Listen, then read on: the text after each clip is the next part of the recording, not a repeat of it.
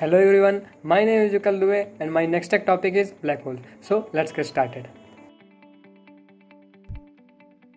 Black hole universe के सबसे strangest और मोस्ट फैसिनेटिंग ऑब्जेक्ट्स हैं। ब्लैक होल बेहद डेंस होते हैं जिनकी ग्रेविटी के कारण लाइट बीम से बाहर नहीं जा पाती। ब्लैक होल्स की एग्जिस्टेंस को पहली बार अल्बर्ट आइंस्टाइन ने 1916 में अपनी जर्नल थ्योरी ऑफ रिलेटिविटी से प्रेडिक्ट किया था।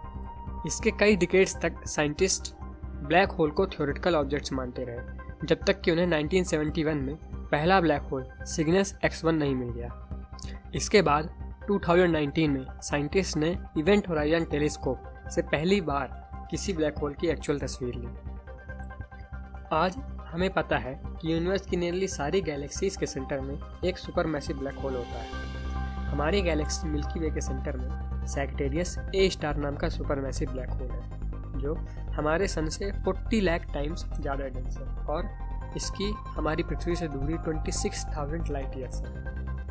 हमारा सन 8,28,000 किलोमीटर पर आवर की स्पीड से सैजिटेरियस ए स्टार का चक्कर लगाता है, जिसे पूरा करने में हमारे सन को 230 मिलियन ईयर लगते हैं।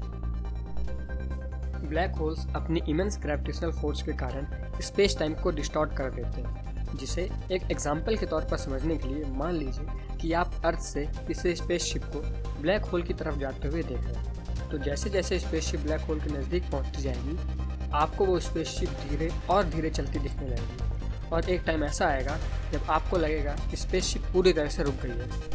इसका मतलब कि आप उस स्पेसशिप को ब्लैक होल के अंदर जाते हुए कभी देख ही नहीं पाएंगे, लेकिन स्पेसशिप के अंदर बैठे इंसान के लिए टाइम नॉर्मली बीतेगा। इस फिनोमेना को हम ग्रेविटेशनल टाइम डायलेशन कहते हैं। तो अब बात करते हैं कि ब्लैक होल्स बनते कैसे। ब्लैक होल के जन्म के बारे में जानने के लिए हमें पहले स्टार्स के लाइफ साइकिल को जानना होगा। स्टार्स की शुरुआत नेबुला से होती है, जहां पर गैस और धूल के बादल ग्रेविटी के कारण आपस में मिलकर एक स्टार को जन्म देते हैं। यहाँ पर 3 तरह के स्टार्स बन सकते हैं: हाई मास स्टार्स, लो मास स्टार्स और ब्राउन ड्वार्फ स्टार्स। जब एक स्टार अपना सारा फ्यूल खत्म कर लेता है, तब वो एक्सपैंड होने लगता है और वो रेड जाइंट या सुपर रेड जाइंट्स में बदल जाता है।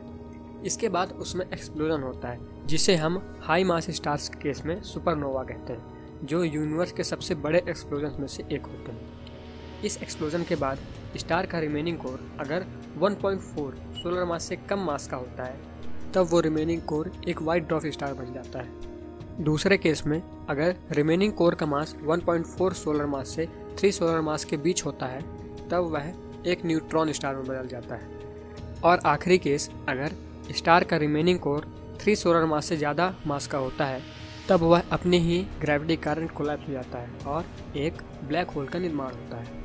ब्लैक होल्स 3 तरह के होते हैं: stellar black holes, intermediate black holes और supermassive black holes. Black holes में 2 लेयर होती हैं, एक इवेंट होराइजन और दूसरी सिंगुलैरिटी। ब्लैक होल का वो रीजन जिसके आगे लाइट एस्केप नहीं हो पाती, या फिर दूसरे शब्दों में ब्लैक होल के बाउंड्री को हम इवेंट मानते हैं। और ब्लैक होल के सेंटर को, जहाँ पे ब्लैक होल का सारा मास कॉन्सेंट्रेटेड होता है, उसे हम सिंगुलैरिटी कहते हैं। सिंगुलैरिटी एक ऐसा इनफाइनाइटली डेंस पॉइंट है जहाँ पे फिजिक्स के सारे लॉस टूट जाते हैं। आज भले ही ब्लैक होल्स के बारे में हम बहुत कम जानते हैं, लेकिन हमें ये पता है कि ब्लैक होल्स हमारे यूनिवर्स को शेप देने में बहुत इंपॉर्टेंट रोल प्ले करते हैं। आई होप आप लोगों को मेरा एक्सप्लेनेशन समझ आया होगा। So stay safe, be happy and enjoy your quarantine.